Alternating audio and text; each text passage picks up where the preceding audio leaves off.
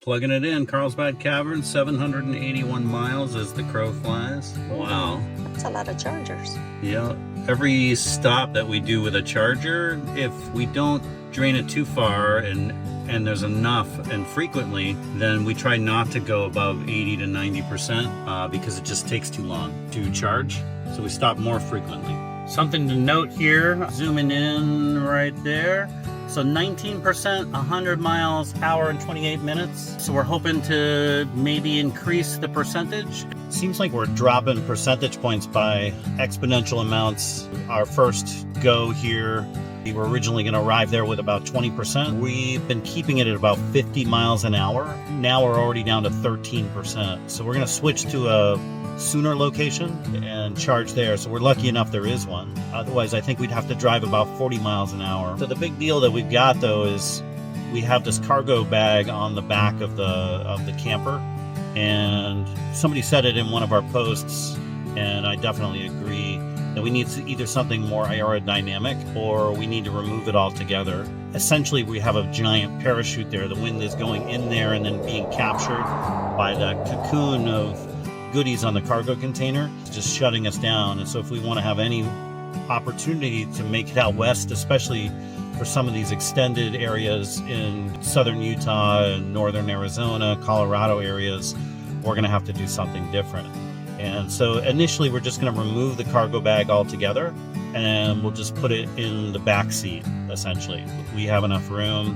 It's unfortunate to lose the space, but it's worth a shot to see if we can bump it up. Just for perspective, we bought this camper up in Maine last summer, actually. So we drove it down. We did not have a cargo container. And driving at about 55 miles an hour, we were actually gaining percentage points for what it was estimating our distance to be. So it's got to be clearly this wind drag issue.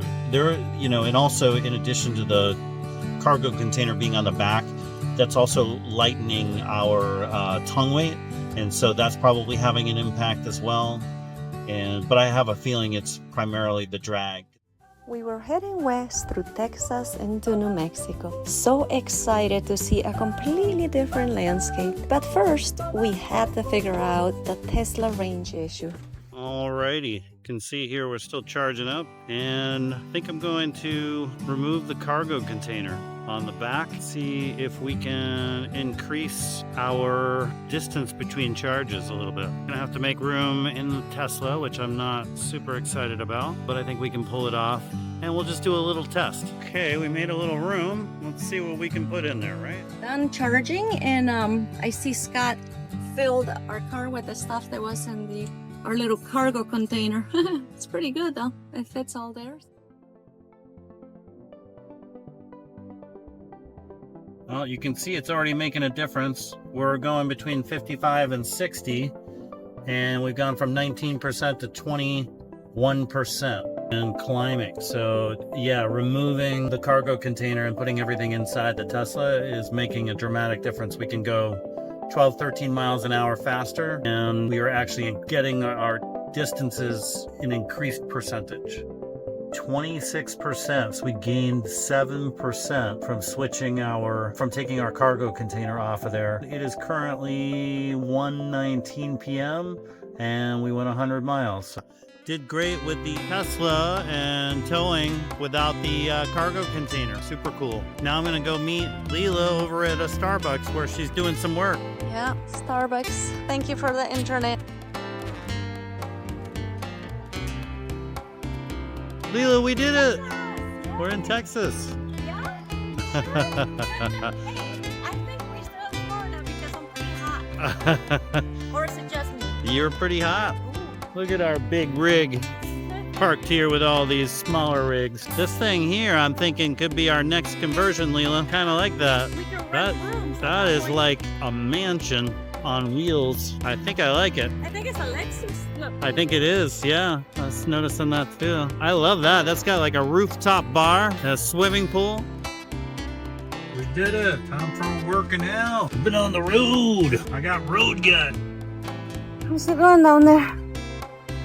Some 0.01 miles, baby. Whew. Okay, this was my warm-up. You didn't lose your shorts over there, right? Yeah, there's a pair of black shorts and street over there next to a pickup truck. No, just No? my underwear.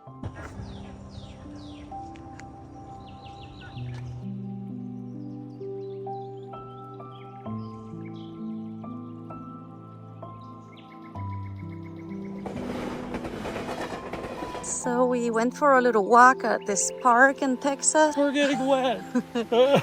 Scott's scared of water. I think he's a cat.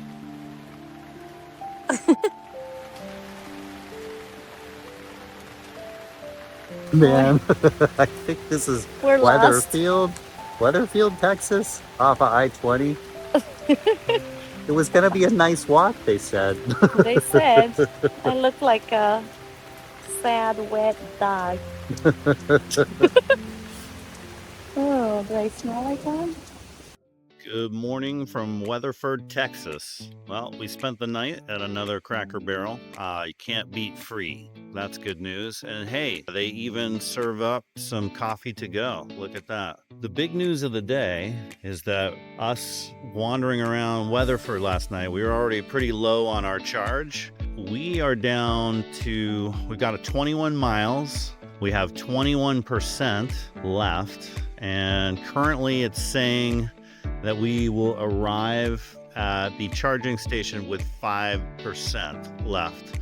So I'm really hoping that's true. If it's not, we should have quite a little adventure on our hands. As you can see, our Tesla's getting pretty full now. After taking everything off the back of the camper, you can see we've got our extra water tank for when we're boondocking it. We've got the Jackery, which helps.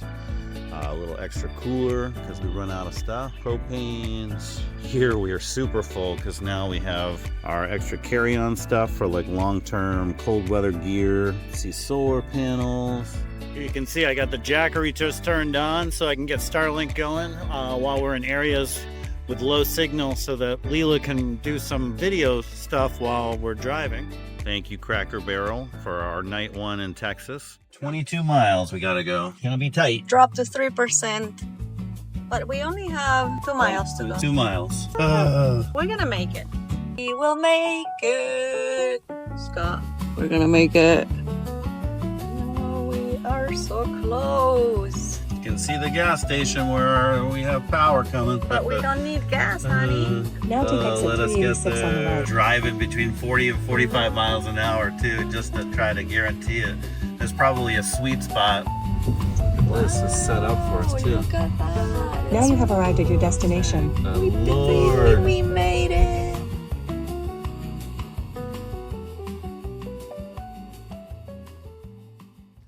Hey gang, we're making our way across Texas. We decided we're gonna book it. We left about 8 a.m. this morning and we really need to buckle down and spend a few days working, getting our taxes done. That's coming up really rapidly.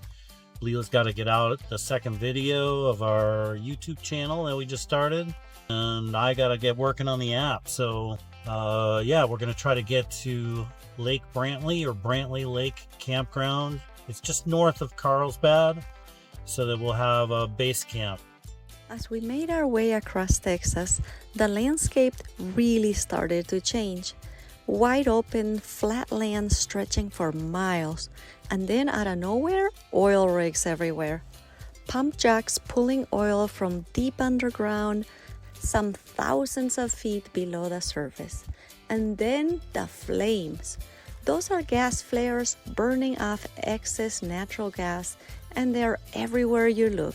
This area is part of the Permian Basin, one of the most productive oil regions in the world happen to be. It is not what you expect on a road trip, but it's definitely very interesting.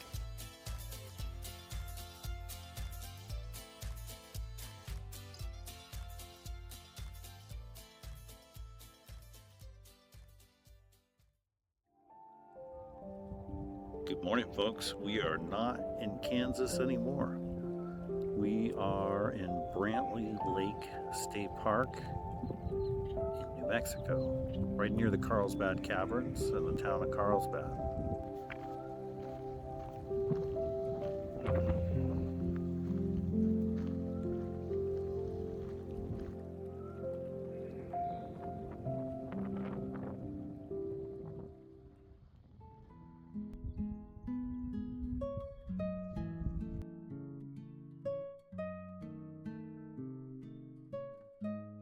It's a beautiful day. We spent some days here, but all we've been doing is this, staring at a computer. Both of us.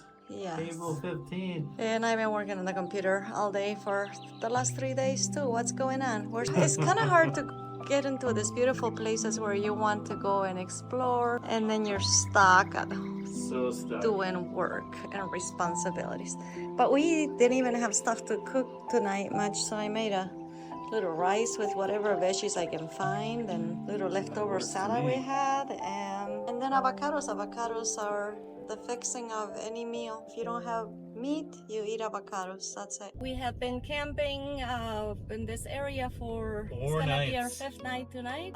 But we've been working on the computer day after day after day, and today we are playing hooky. Yeah, we finally get to do something fun. And yeah, can you believe it? 4 days by Carlsbad Caverns and in the Guadalupe Mountains. And we've done nothing. So day 5 is Hooky Day. Yeah, that's our first stop, Carlsbad Caverns. Scott's been talking about them for a long time. So when I was a little boy, my parents took me there, and I had to pee so bad that they took me behind a stalactite. No. I'm gonna show you the stalactite later. Actually, sorry, not a stalactite, a column, because it goes from the ground to the ceiling. And you could hear me echoing through the whole cave. I have to pee, pee, pee. So maybe I can reenact that today. Please don't. You're pretty good about reenacting, but let's not do that one. In 1,000 feet, turn left to stay on Carlsbad Cavern Highway. Then your destination will be on the right. All right, Leela, you ready for this? I'm ready. Let's do it. All right, we are hiking in the natural entrance, and you can kind of see the landscape here. It's going to be a real struggle on this paved path, but we'll do our best. But yeah, the natural entrance is 1.25 miles long just to get down into the big room area. And then it's a huge expanse from there. And so it should be interesting to see how this entrance looks and what it's like descending into it. Carlsbad Caverns is one of those places that is hard to grasp until you are standing inside of it. To get down, you can either take the elevator straight to the main chamber or walk in through the natural entrance about 1.25 miles down. We chose to walk, and we were glad we did. As we kept going down deeper and deeper, it really gave us a sense of perspective of the size of the cavern, and seeing the formations up close along the way was very cool. It was also much quieter, with very few people around, which made the whole experience feel even more surreal. The main chamber alone is massive, over 4,000 feet long, 600 feet wide, and more than 250 feet high. And everywhere you look, there are formations, stalactites, stalagmites, and massive columns that have taken thousands of years to grow. Your eyes try to take it all in, but it's really hard to grasp the scale, the shapes, even the silence. Photos and videos don't quite capture it. It is something that you really have to experience in person. What makes these caverns even more unique is how they were formed. Instead of just water, much of this space was carved by sulfuric acid over millions of years. It's quite surreal and unlike anything above ground.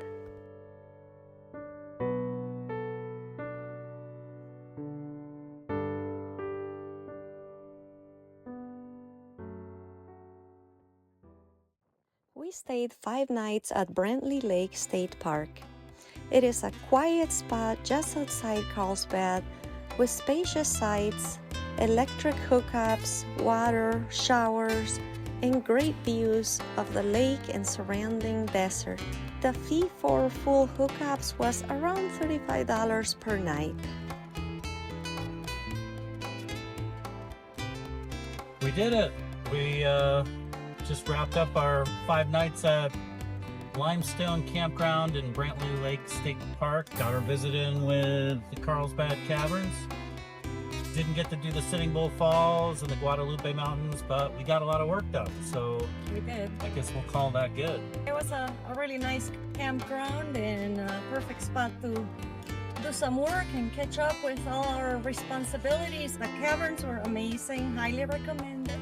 Our next adventure is, we just left the campground. We have 79% charge. We are trying to go to Cloudcroft, but there's not enough chargers between here and there, so we can't make it. But we think there's one charger on the way. It doesn't show up in the Tesla charging map, and it barely shows up on Google Maps depending on how you search for it. But it seems like some people have had success. So if they have success, then there's a strong chance we'll make it the 103 miles, where we're gonna go from about 3,000 or 3,500 feet to roughly 7,000 feet where Camp Rio is that we're heading to.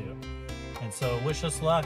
Yeah. As long as we hit that one in between, we should be good. And then Cloudcroft itself is 9,000 feet. And so we might drive there later today to visit the little tiny town that's up at over 9,000 feet. Or we'll do that in the morning and then continue on our journey towards White Sands, New Mexico. But that should give us enough charge from this campground to get to Alamo Gordo. Yeah, as long as Artesia has EV charger that works for us. And then we can do some laundry and get that stuff done out of the way. We haven't done laundry in about a week almost, so it's getting time for that. We found an EV charger. Let's see if it works for us. So another rookie move here. You can see we got to Artesia where we could plug in if we had this adapter, but it's a third-party adapter, so that is not going to work. And we are going to have to head back towards Carlsbad and abandon ship on our campsite tonight. Well, thanks to a good Samaritan, we are up to 90%. And we're here at an all-sub gas station, Francis Energy. We thank you for this, and I wish we had this adapter for future things, but I'm going to give this guy his charger back. What really stayed with us from this experience, other than realizing we need to get that extra charging adapter, was how kind Filiberto was. He didn't have to lend us his adapter and wait for over 30 minutes while we charged, but he did. And because of that, we were able to keep on going. Otherwise, our plans would have had to completely change for that day. It made me stop and think, would I do the same for someone else? I'd like to think I would, but moments like this really make you reflect. Thank you, Filiberto, and we hope you are enjoying your new job. We made it to Camp Rio with 19%, so we had some charge to spare. The climb up the mountain was a gradual climb, so we did not use as much power as we thought we were going to use. It was a relief knowing that we could charge our Tesla overnight to continue our trip up the mountain through Cloudcroft and then later down to Alamo Gordo. And even at $50 per night, we felt like we got a good deal. Not only that we got to charge our Tesla fully, but this allowed us to be able to go over the mountain and not have to take a long detour where we could find Tesla chargers. The owners and the staff at Camp Rio were very nice and accommodating. They even have a couple washer and dryers in their office that you can use.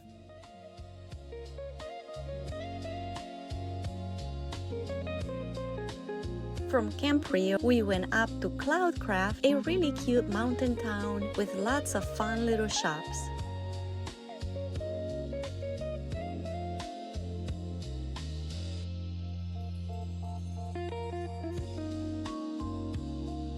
We had dinner at Cloudcroft Brewing Company, which is also a distillery where they make their own gin and bourbon. We enjoyed live music, a delicious pizza. I had a local cider and Scott had a local beer. We ended our visit with a fun evening. You gotta live it down together. All my words are true.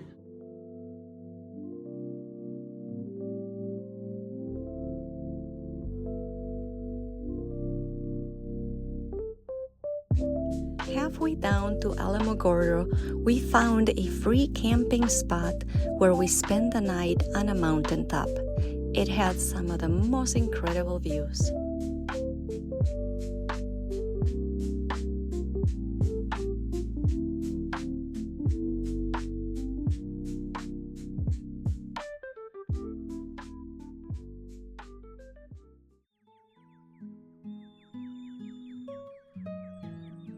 One of the best parts about coming down the mountain was that instead of using battery, we were actually gaining charge. Even with the camper attached, it only cost us about 2% to get all the way from Cloudcraft to Alamogordo. It is so nice to see the percentage going up as we drive instead of going down. Yeah, we started at 77%. Yeah.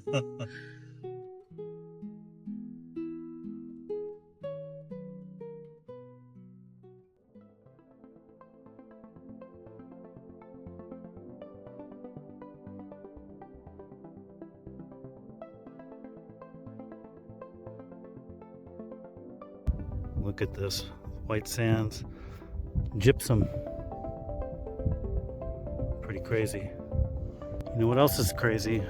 Is that White Sands National Park actually has footprints here, and it changed the course of history, or the record of history, in the Americas. The prints, some of them show people walking, like their footprints that have petrified into the basins of the low spots where it hits the hard pack of the gypsum. And there you can see, supposedly in one area, there's a woman that's walking with a child. And then at the same time, you can see mastodons that are walking there as well. So they all existed at the same time. And we're talking 23,000 years ago. And these dunes shift all the time. And if you're in the right spot at the right time, you too could find footprints here. But it changed the record of human history to the Americas. They had thought 13, maybe to 15,000 years. But instead they saw 23,000 years. Really is beginning to look pretty unearthly. You almost can't tell where the sky and the dunes meet. We're about just past 5 p.m. here. Sunset is at 7:30.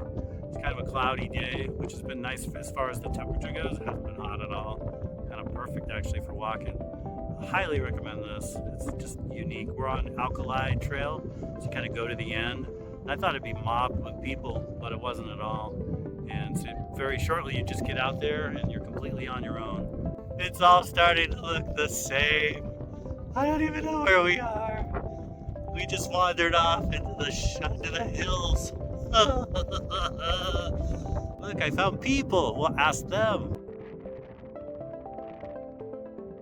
Right here is kind of exactly the type of place that if you were lucky enough, you might actually come across some ancient footprints. The material is actually solidifying and hardening. If you were lucky enough to see footprints, try to stay clear of them though. They're very, very, very fragile. The dunes change all the time. And so they sometimes uncover footprints or bury them. Crazy lady? Should I jump? I don't know. What do you think, audience? Should she jump? Oh no, I can't slide. Oh no. Oh boy. That's not real.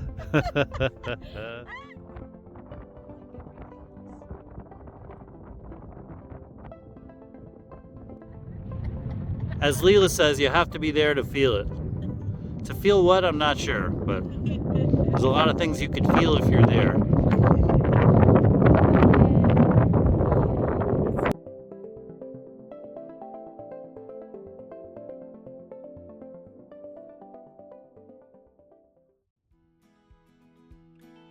We still have a few more things to see around Alamogordo, and from there we will be heading into Arizona. See you there!